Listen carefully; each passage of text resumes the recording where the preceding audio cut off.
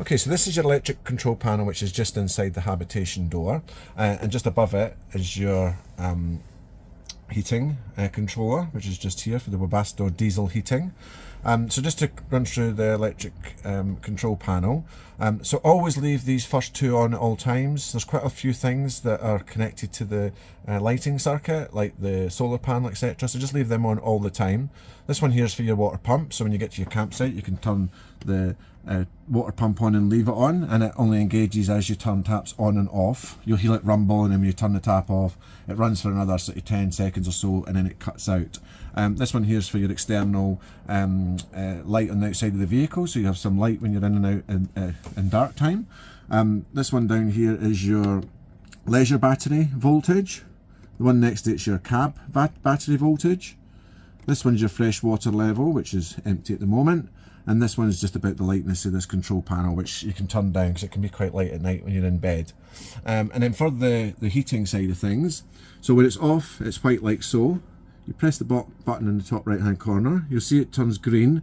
You'll see the little arrows next to the temperature. So you can toggle this toggle here, yeah, to set the temperature. Press it once, there's a wee press in between each step. You'll see the arrows are next to the fans now, so you can either have it on low, medium or high. You press it once more. Again, there's another wee step in between, one more press, and then when you end up at this infinity sign, the heating will continue until such times as you switch it off. Now when you turn it on, it can take a couple of minutes for it to start to crank up. You'll also see the lights flicker a little bit. It's just the draw from the leisure battery, but that soon stops. And then when you go to turn it off again, you just turn it off from the top button here, press it once, it goes white. The heating will run for another couple of minutes, and then you'll hear it start to wind down. It also winds up again for another sort of 10 seconds or so, and then it fully cuts off.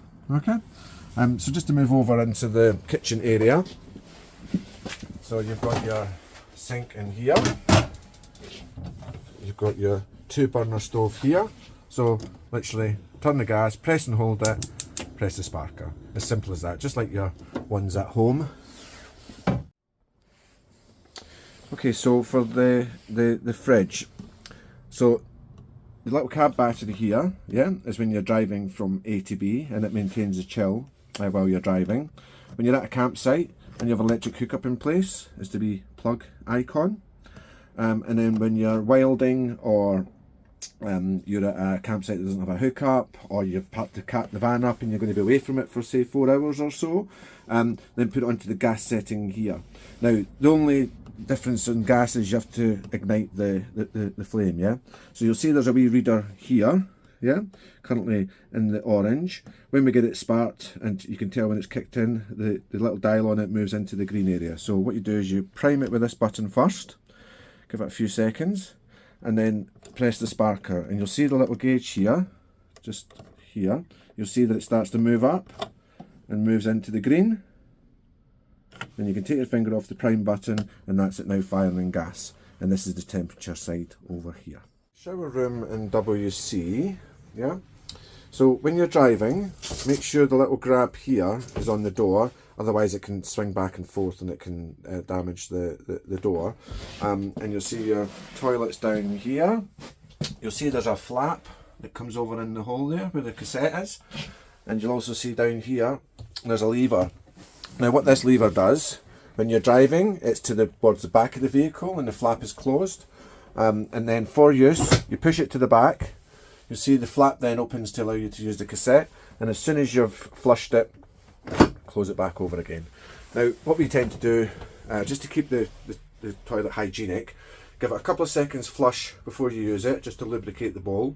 And then obviously a flush afterwards. And you also have a little bottle of antibac, which is in the cupboard up here. Now what we tend to do at the end of each day is just give the bowl a wee spray with some antibac, and it keeps it nice and hygienic for the duration of your stay. And you can see the little flush button at the back here. You'll also see a wee indicator here. When it gets full, that turns red, indicates that it's getting full, you need to empty it. However, when you're at campsites, always empty it before driving. It's way more hygienic rather than driving around with the cassette full. And you'll see here for the sink, what happens is there's a wee grab there at the side of it. If you undo that, it allows you to open it up, and then in behind you've got your shower area here, which is really clever and a good use of the space. And then before you drive away again, just make sure you clip it into place here to avoid it swinging back and forth as you drive. They have 2 adult-sized singles in the back of Laggan, which is nice. There's lighting up under the cupboards at the back.